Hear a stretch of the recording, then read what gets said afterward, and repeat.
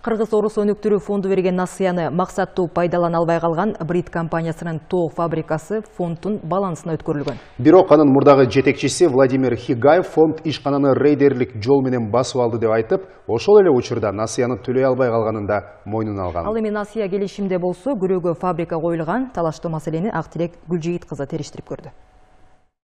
Окуя 2015 жылы башталган. Чүй облусунун Аламүзүн районунун Ленин айылында жайгашкан Брит компаниясына караштуу тоок фабрикасынын ээси ишкананы модернизациялоо үчүн Кыргыз орус өнүктүрүү фондуна кайрылат. Фонд болсо билдирүүнү карап чыгып, заманбап жабдыктарды сатып алууга 2 миллион 700 миң доллар бөлүп берген. Жабдыктар сатылып алынган, тоок фабрикасы өз продукциясын берип, жумуш өз нугунда жүрүп жаткан. Бирок алынган насыянын негизги суммасын кайтарып берүүгө келгенде көйгөйлөр жаралган. Эң негизги проблема бул Хигайдын абдан чоң карыздары бар экен. Буну биз кийин эле билип отурабыз. Анткени кредит алып атканда бул маалыматты бизден жашырган болчу. Bir жылдын ичинде бизге тапшырып аткан финансылык отчетторунда, финансылык маалыматтарда эч кандай муну көргөзгөн эмес болчу.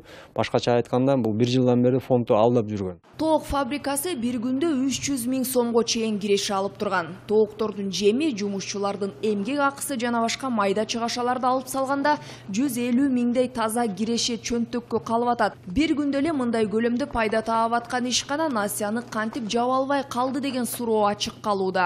Птица фабрика толугу менен фонддун карамагына өткөн болчу. Биздин негизги максатыбыз бул птица фабриканы сактап калыш. Андан тышкары мындан арда жаңы инвестиция тартып келип, бул птица фабриканын мындан ары өнүгүүсүнө абдан кызыктарбыз биз. Ошол себептен мына жакынкы күндө ачык конкурс жарыяланган болчу. Азыр биз активдүү жаңы инвесторлорду издеп жатабыз. Фонд менен ишкананын ортосундагы насыя келишиминде жазылгандай, эгерде тоок фабрикасы негизги карызды төлөй албай калса, анда Кыргыз орус өнүктүрүү фонду аны өз балансына алууга укуктуу. Келишимге фабриканын ээси Владимир Хигай өзү кол койгон. Эми болсо анын тоок фабрикасын рейдерлик жол менен тартып алды деп айтууда. Хигай мырза карыздары тууралуу маалыматты Кыргыз орус өнүктүрүү фондунан эмне үчүн жашырганын мынтип түшүндүрдү. Почему вы скрыли? Я от кого скрывал?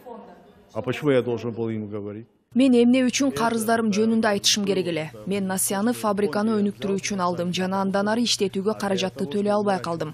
Эми болсо кредиторлор акчасын сурап атышат. Эмне кылышты билбейм. Бул ишти фондда, фабриканын ээси да жакшы тилектер менен баштаган. Кошумча жумушчу орундар түзүлүп, алынган насыя өзүн өзү актап, эч кандай көйгөй жаралбашы керек эле. Бирок bir күндө 70 миңге чейин чыгарылган жумуртканын саны дароо 15 миңге чейин кыскарып кеткен. Муну менен кирешеда бир топ төмөндөгөн.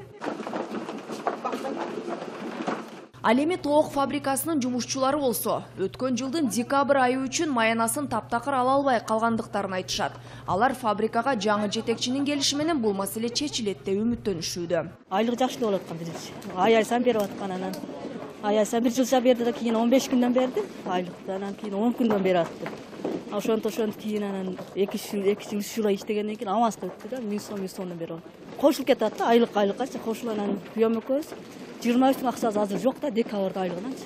Эскерте кетсек, Кыргыз орус өнүктүрүү фонду тоок фабриканы 27 февраль күнү өтө турган аукционго койду. Актилек Гүлжигит кызы, Чыңгыз Жумагулов, Коомдук 1 канал.